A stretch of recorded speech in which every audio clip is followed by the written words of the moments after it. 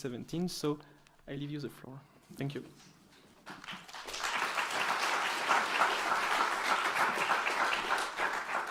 Okay. Thank you, Gregory. It was such a useful introduction. We were talking before, thinking how are we possibly going to convey so many of the intricacies around the question of the human and the non-human, and I think Gregory's really done a really helpful job in sort of contextualizing. I would dispute the question of urgency, and I think you would too. Maybe you were just being a bit sort of withdrawn there. First of all, I just want to thank Gregory, Merv. We've already had some really lovely conversations, but also, of course, Jonas, Maria, and all the team at BAC and Jonas Stahl Studio.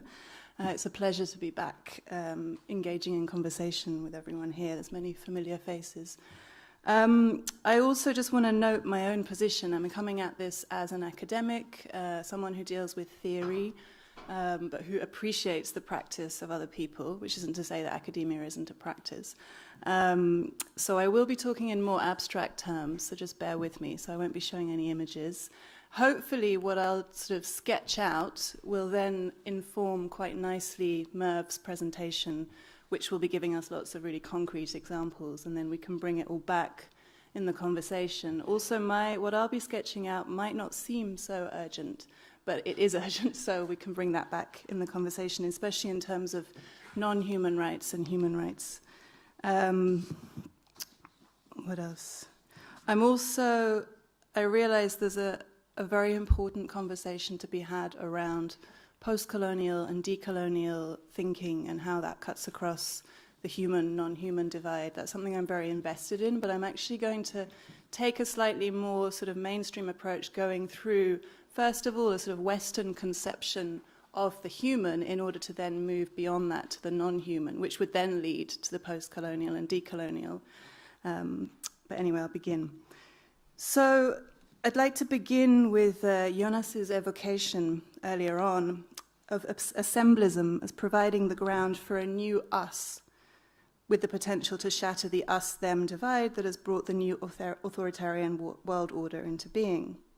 And his questions, which come quite early on in the eFlux article that he was referring to: how do we assemble a new definition of us? And how do we locate the constituents that would define such a collectivity? So whether or not we choose to remain with the term assemblism, and I think that's something we can talk about later in relation to sort of potential alternatives, collectivities, platforms, forums, so on and so forth, it's of course imperative to question who gets to be included in the us, and, as is the concern of this panel, to think beyond the exclusionary, reactive boundaries of the human. So in order to get to the non-human, or what I actually prefer to call the more than human, and I think we're, the three of us, perhaps in agreement about that, preferring that to the term non-human, I propose to first pass through the human, or quote-unquote human. And I'm going to focus on one particular figure within many of the assemblies that are discussed both by Butler and by Jonas, and that being the figure of the protester. So obviously when we're talking about assemblies, we're not simply talking about protest movements, but very often they are spaces of protest. And I want to sort of think a more generalized thinking of protest. And I also want to think this through the figure of the witness. So even if this seems to be often overlooked, the figure of the protester can also be understood as a witness. So to protest originally implied to make a solemn declaration, from pro, forth, and testari, to assert, from testis, witness. So of course this etymological link is particular to the English language and hence to a sort of very Western conception of subjectivity, agency, performativity, so on and so forth, and that's precisely what we're looking to undo in the long run. But it could nevertheless be generative. So the protester makes a claim or a complaint, asserts something, often performatively. So from this, I propose that we can derive some generalizable points, and these are points that go beyond the sort of specific sense of protest as we know it on the streets, let's say. So first of all, that the witness who is the protester as witness. The witness witnesses an experience or an injury that is then borne witness to in a performative manner. So this can take the form of a promise or a pledge or a sort of request that the audience believe what they're accounting in terms of their experience. And then secondly, which I think is more interesting for us today, that beyond the specific content of the testimony or that which is borne witness to, what is or what could be also performed is the potentiality of a new form, so form itself rather than content. One of collectivity that reconfigures the us with which I began, and that acts in an ethical and a political manner, and an ethical and political manner that's sufficient for our contemporary global neoliberal conditions. So if we just remain for a moment with the figure of the witness. So it's perhaps all too obvious how acts of witnessing and testimonial narratives have become ubiquitous, way beyond the confines of the juridical and the historiographical arenas of truth-making of the past. So in order to think the potential role of the witness within a collectivity, I turn to the political theorist Michal Givoni and her important 2016 book, The Care of the Witness, A Contemporary History of Testimony in Crises. So strangely, as is one of Givoni's main points in the book, until very recently, a gulf remained between, on the one hand, the theory of testimony that so enchanted contemporary thinking around the ethics of memory, and on the other hand, the humanitarian practice of witnessing.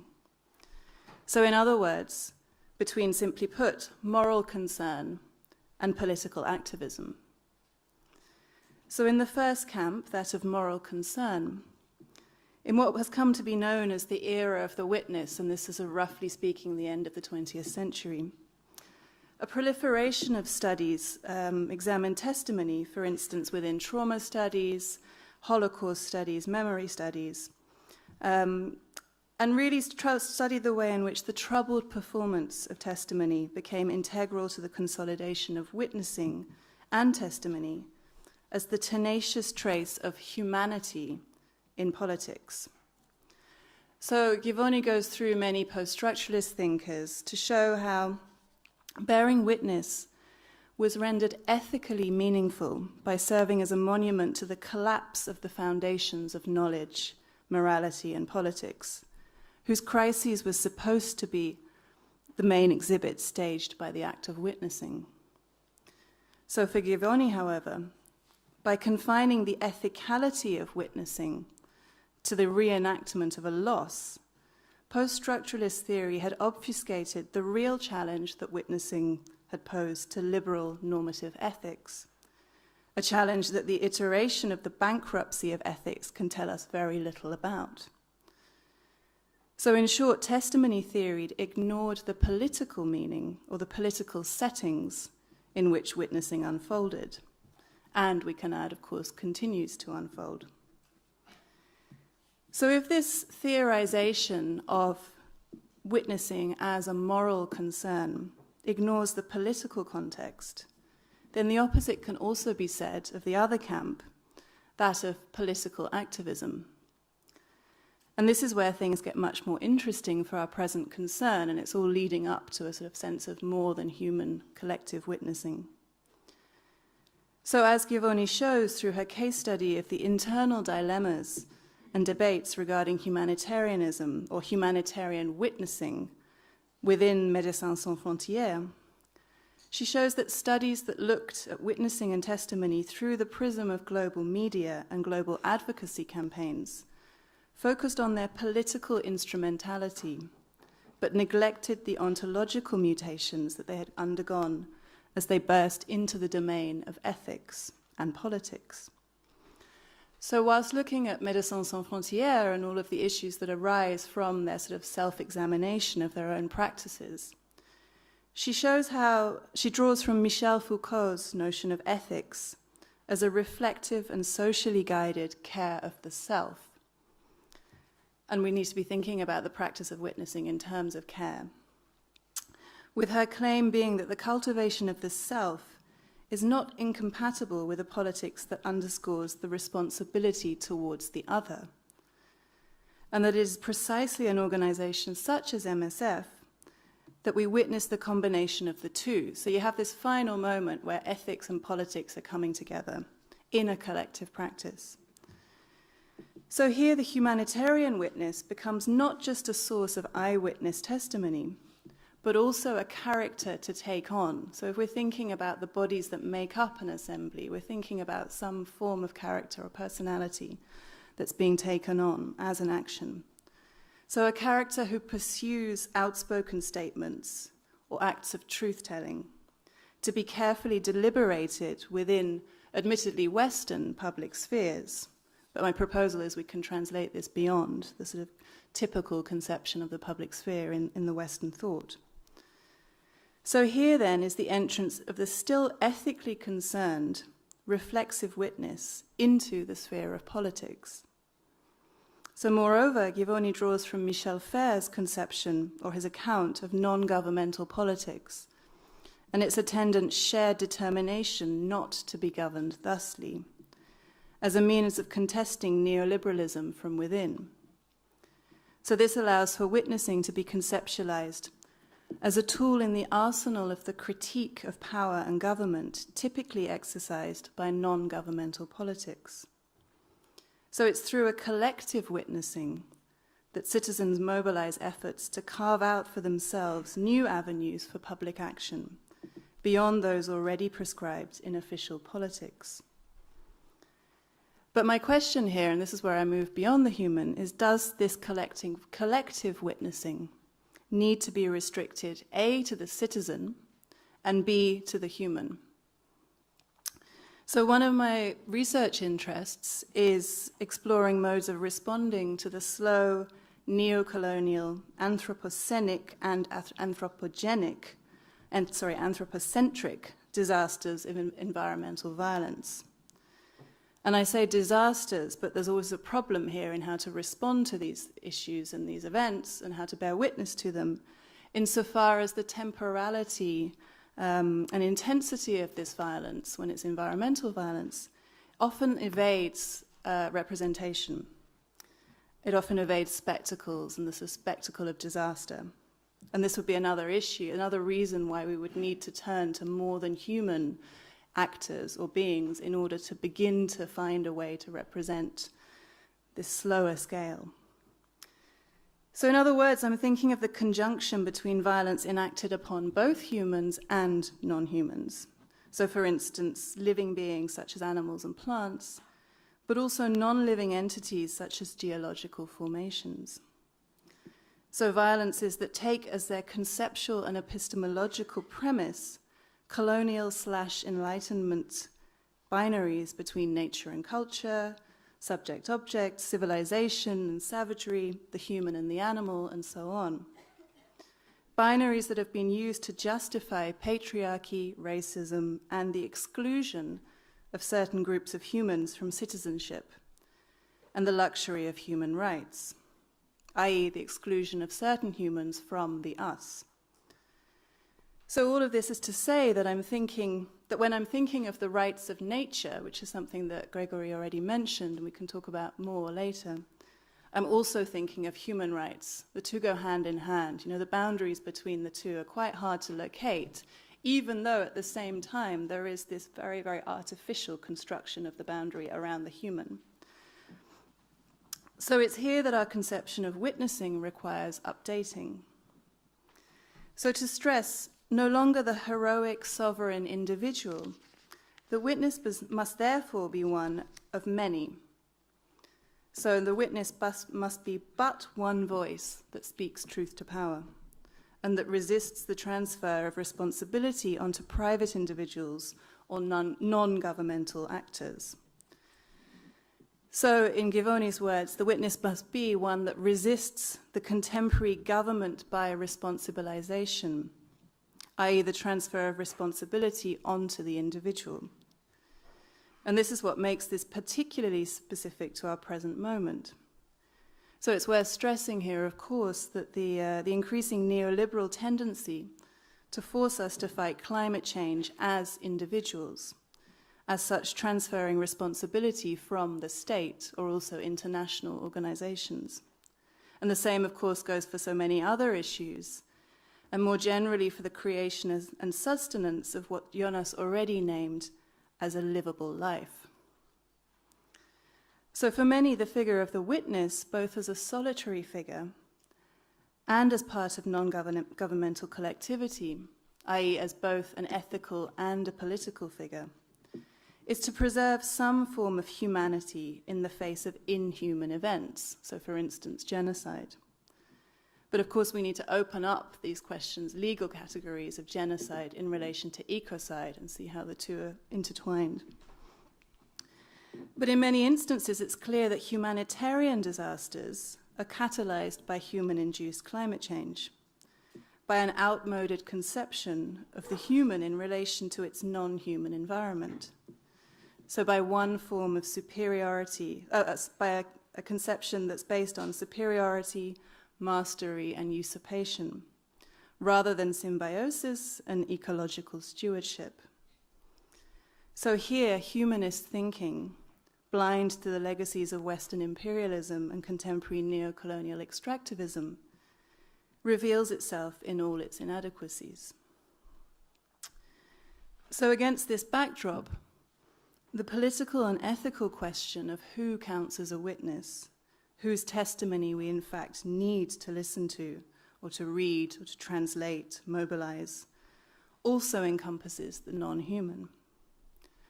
So having said this, I'd prefer to speak of a more than human collectivity, or more than human collectivities, which may or may not take the form of assemblies, and that's something we can discuss, rather than simply non-human assemblies. Since my interest lies in forms of sociality and collectivity that encompass both the human and the non-human, and that destabilize the anthropocentrism of the project of modernity. So in this sense, the question, of course, arises, as Gregory has already put it, as to whether non-humans actually want to assemble. So moreover, importantly, and this is a challenge for all of us as academics, artists, researchers, scientists as well, the classic post-colonial problem of speaking for cannot be avoided. So the problems of translating silenced histories that themselves are woven and iterated through alternative perspectives of being in the world, perspectives that bypass the colonial/modern division between nature and culture, and that are premised upon taking seriously multi-species interactions. So if we're to think of nature as but one form of subaltern, the challenge arises as to how to navigate the can't but must dilemma or double bind of representing otherness, be this human or non-human, without reproducing the hierarchies of representation inherited from the colonial project, so without silencing or failing to hear the other. So there would be many examples of practices of non-human, more than human witnessing. I realize I'm very short of time, so I'll just quickly list, there's three, I'll just speak very quickly. One would be, there's three that are actually being practiced from within Goldsmith, which is where I work. So the first, and this is perhaps most relevant in terms of the sort of plant life or environments, within the context of the Citizen Sense project, for instance, Jennifer Gabris offers us the non-human, not as a witness per se, she doesn't use the term witness, but as what she calls a bioindicator.